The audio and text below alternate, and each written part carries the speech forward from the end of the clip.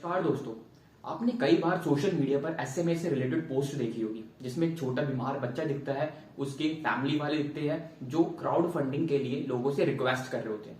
कई बार on the behalf of family बड़े बड़े टीवी सीरियल एक्टर्स, सेलिब्रिटी या फिर social media influencers on behalf of family request कर रहे होते हैं क्राउड फंडिंग के लिए। आपने कई बार शायद जानने की कोशिश भी की होगी एसएमए होता क्या है, क्या है ये बीमारी। आज की इस वीडियो में हम यही बात करने वाले हैं। एसएमए होता है spinal muscular atrophy. Spinal muscular atrophy एक डिजीज का नाम है जिसका इलाज किसी भी दूसरी बड़ी बीमारी से कई ज्यादा एक्सपेंसिव है। अगर आपने कभी गूगल पे जाकर रैंडम सर्च किया हो the most expensive drug in the world, तो आपको इसी बीमारी के ड्रग के बारे में पता चला होगा। Even the rich class family, middle class को तो छोड़ ही दो, even the rich class family भी इसके इलाज के बारे में आसानी से सोच नहीं सकता, इतना ज्यादा महंगा है इसका इलाज।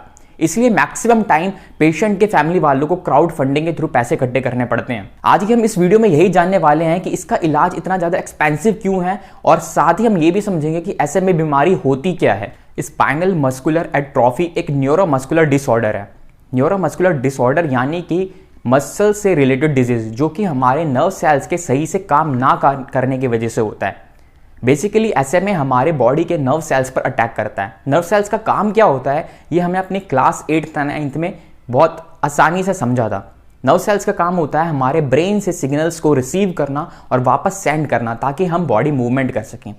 सपोज अगर मेरे को बॉडी मूव करनी है, मेरे को अपना हाथ हिलाना है या फिर पैर हिलाना है, तो कैसे होगा? सबसे पहले मेरा ब्रेन सोचेगा वो चीज, ब्रेन सिग्नल सेंड करेगा नर्वस सिस्टम को। कौन से नर्व सेल्स को? वो उस नर्व सेल्स को जो उस पर्टिकुलर बॉडी के मूवमेंट के लिए रिस्पॉन्सिबल होगा। अब इन नर्व सेल्स को हम बोलते हैं मोटर न्यूरॉन्स।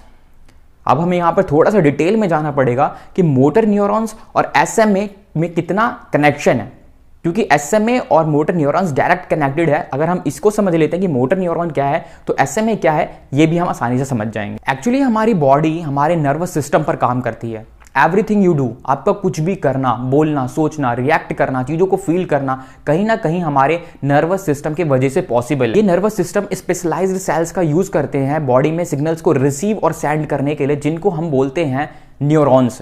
डिफरेंट काइंड के न्यूरॉन्स अलग अलग तरीके के सिग्नल्स सेंड करती है। इसी में से एक होता है हमारा मोटर न्यूरॉन्स जो हमारी बॉडी में मसल्स के मूवमेंट के लिए रिस्पॉन्सिबल होता है।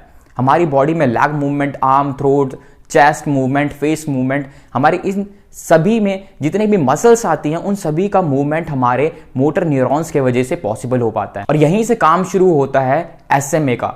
जिन लोगों को एसएमए डिजीज होता है उनकी बॉडी में ये मोटर न्यूरॉन्स बचपन से ही बहुत ज्यादा वीक होते हैं, श्रिंक होते जाते हैं और फाइनली डेड हो जाती हैं मसल्स। एसएमए मेनली हमारे बॉडी के मोटर न्यूरॉन्स पर ही अटैक करता है। हमारे बॉडी में ब्रेन और स्पाइनल कॉर्ड में इन मोटर न्यूरॉन्स का जाल बिछा हुआ रहता है। एसएमए अफेक्टेड बॉडी में जो मोटर न्यूरॉन्स के लोअर पोर्शन होते हैं वो कंप्लीट डैमेज हो जाते हैं। इस इमेज को देखिए, यहां से आपको ज्यादा क्लैरिटी मिलेगी। यहां एक साइड है हमारा नॉर्मल बॉडी नर्व सेल और दूसरी साइड है हमारा SMA affected motor neuron cell. यहां जो SMA affected motor neuron cell है उसका जो लोअर पोर्शन है वो बहुत ज्यादा वीक है और वो सिनेप्टिक टर्मिनल्स जो हमारे नर्व सेल्स का एंड पॉइंट होता है, सिनेप्टिक टर्मिनल जो हमारे मसल्स के साथ कनेक्ट करते हैं, वो सही से कनेक्ट ही नहीं हो पाता क्योंकि उसका सिनेप्टिक टर्मिनल पूरी तरीके से वीक होता है। जबकि जो हमारा नॉर्मल नर्व सेल है उसमें ये synapses joint, lower portion of nerve cells muscles के साथ आसानी से कनेक्ट कर पाता है, जिसकी वजह से मसल से और मसल तक जो सिग्नल रिसीव और सेंड होने हैं वो आसानी से हो पाते हैं और इसलिए मसल मूवमेंट नॉर्मल बॉडी में पॉसिबल है। जबकि जो एसएमए अफेक्टेड बॉडी है वहां पर यह चीज नहीं हो पाती क्योंकि जो सिनेप्सिस ज्वाइंट है मसल्स और जो सेल्स का जो लोअर पोर्शन कनेक्ट होना है वो नहीं हो पाता, सिनेप्टिक टर्मिनल वो सही से कनेक्ट नहीं हो पाते। इसलिए हमारे बॉडी के मसल्स को पता ही नहीं चल पाता कि उसको मूवमेंट करनी है या नहीं करनी है। ये बीमारी मेनली एसएमए हमारे मेनली इन्फेंट और एडल्ट में देखने को मिलती है।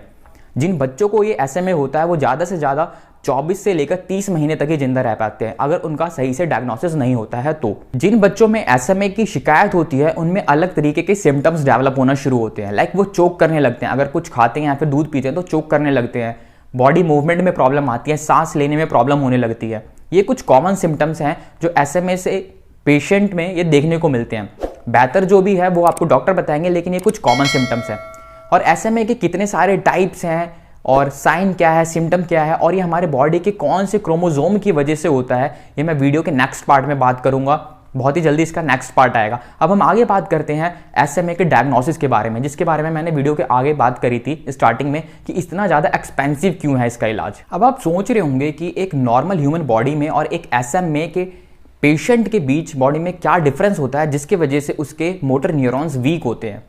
हमारी बॉडी में SMN1 जीन होते हैं जो सर्वाइवल मोटर न्यूरॉन को प्रोड्यूस करते हैं। SMN प्रोटीन हमारे पूरे बॉडी में होते हैं और मैक्सिमम स्पाइनल कॉर्ड के पास होते हैं, जो मोटर न्यूरॉन्स को प्रोड्यूस करने और उसको मेंटेनेंस करने के लिए काम करते हैं। जबकि जो हमारे स्पाइनल मस्कुलर एट्रोफी के पेशेंट होते हैं उनमें ये प्रोटीन प्रोड्यूस ही नहीं होता। इसकी वजह से उनके मोटर न्यूरॉन्स वीक होने शुरू हो जाते हैं और डेड हो जाते हैं। SMA डायग्नोसिस के लिए एक ब्लड टेस्ट होता है जो SMN1 जीन के डिलीशन और म्यूटेशन को चेक करता है। डिलीशन यानी कि SMN1 जीन का एब्सेंस होना, म्यूटेशन यानी कि SMN1 जीन में चेंजेस होना पेशेंट की बॉडी में। इस ब्लड टेस्ट से SMA के लगभग 95% केसेस का पता चल जाता है। इसके अलावा पेशेंट की बॉडी का जो वो जीन है वो डिफेक्टिव टाइप है या फिर कैरियर टाइप, ये भी पता चल जाता है। इसके अलावा और भी 3 टेस्ट अवेलेबल है: nerve conduction, velocity studies, electromyography और muscular biopsy. Why SMA cure is so expensive?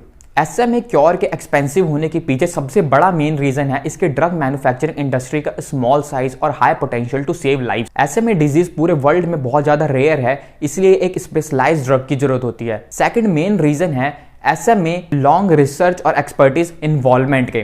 किसी भी ड्रग के मैन्युफैक्चरिंग के पीछे कई सालों की मेहनत लग जाती है और अरबों खरबों रुपए लग जाते हैं, और उसमें भी चांसेस कम होते हैं कि वो ड्रग सक्सेसफुल होगा या नहीं होगा। आज वर्ल्ड में 3 ही FDA अप्रूव्ड, यूएस की फूड एंड ड्रग एडमिनिस्ट्रेशन के थ्रू अप्रूव्ड 3 ही ड्रग्स, ज़ोलैंग्समा, स्पिनरजा और Evrysdi. Zolgensma drug US based Novartis gene therapy company produce करती है। ज़ोलैंग्समा ड्रग्स की एक डोज की कीमत लगभग 18 करोड़ रुपए है।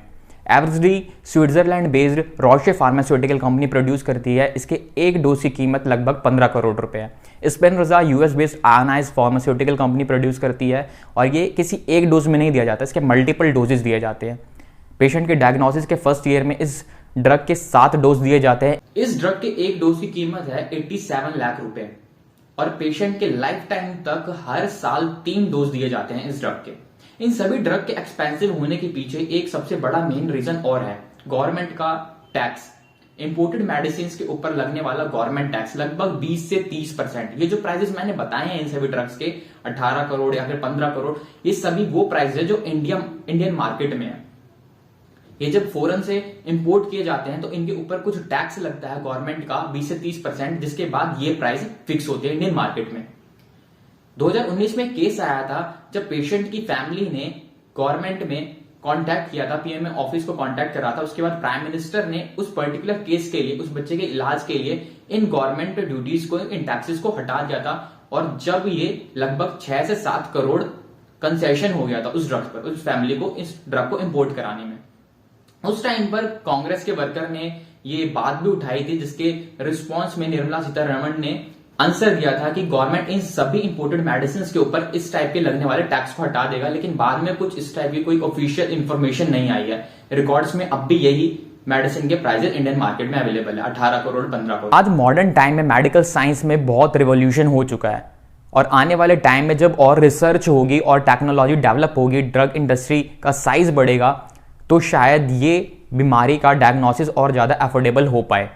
फिलहाल आज बड़ी रिच फैमिली भी इस बीमारी के इलाज के लिए क्राउड फंडिंग के पास जाती है, लोगों से फंड कलेक्ट करती है, बड़े बड़े सेलिब्रिटी और सोशल मीडिया इन्फ्लुएंसर को कांटेक्ट करती है ताकि वो इलाज करा पाए। तो आप सोच सकते हो मिडिल क्लास या फिर पुअर क्लास फैमिली का क्या ही हो सकता है। बाकी की और डिटेल हम वीडियो के नेक्स्ट पार्ट में बात करेंगे, किस तरीके से होता है, क्या डायग्नोसिस और पॉसिबल है और ये बॉडी के कौन से क्रोमोसोम की वजह से होता है। इस वीडियो को फिलहाल हम अब यहीं एंड करते हैं। आई होप वीडियो आपको इन्फॉर्मेटिव लगी होगी। अगर वीडियो अच्छी लगी, इन्फॉर्मेटिव लगी है तो इसको लाइक करें, वीडियो को शेयर करें, हमें कमेंट करके बताएं और चैनल को सब्सक्राइब करके बेल आइकन जरूर दबाएं।